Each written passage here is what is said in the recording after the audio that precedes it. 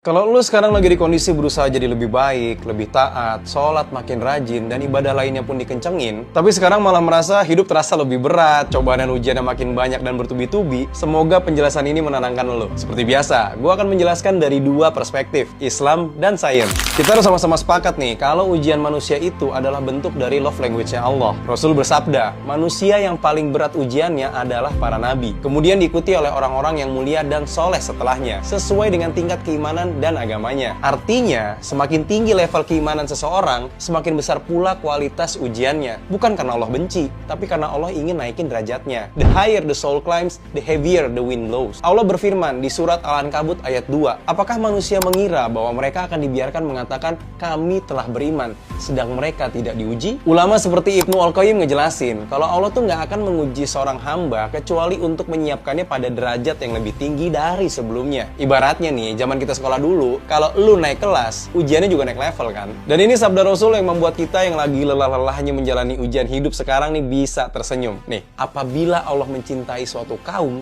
Dia menguji mereka. Hadis riwayat Ahmad dan Tirmizi. Allah tuh ingin ngedengar namanya dipanggil lebih sering oleh hamba yang dicintai. Kadang lewat air mata, bukan tawa. Karena pada momen itulah manusia paling jujur dalam doanya. Oke, sekarang dari sudut pandang sains juga menarik nih. Bagaimana kita ngelihat fenomena orang yang baik sering diuji berat. Dalam neuroscience, otak manusia tuh punya area yang bernama prefrontal cortex. Bagian otak yang mengatur logika, kesabaran, dan makna. Saat seseorang lagi ngadepin tekanan hidup tapi tetap menjaga arah berpikir positif dan spiritual, otak tuh justru berkembang lebih kuat. Penelitian nunjukin, kalau orang yang sering menghadapi tekanan hidup namun punya faith-based coping mechanism, atau cara bertahan lewat iman dan doa, memiliki tingkat resiliensi emosional yang lebih tinggi. Kortisol, si hormon stres nih, turun lebih cepat saat sholat dan zikir. Secara psikologis, manusia yang sering diuji tetapi tetap menjaga arah moral dan keyakinannya akan mengalami pertumbuhan pasca trauma, post-traumatic growth, lebih empatik, lebih tenang, dan lebih punya makna hidup yang jelas. Neurolog dan psikiater Viktor Frankl di dalam bukunya Man's Search for Meaning nemuin bahwa kalau orang yang punya makna spiritual terhadap penderitaannya akan mampu bertahan lebih kuat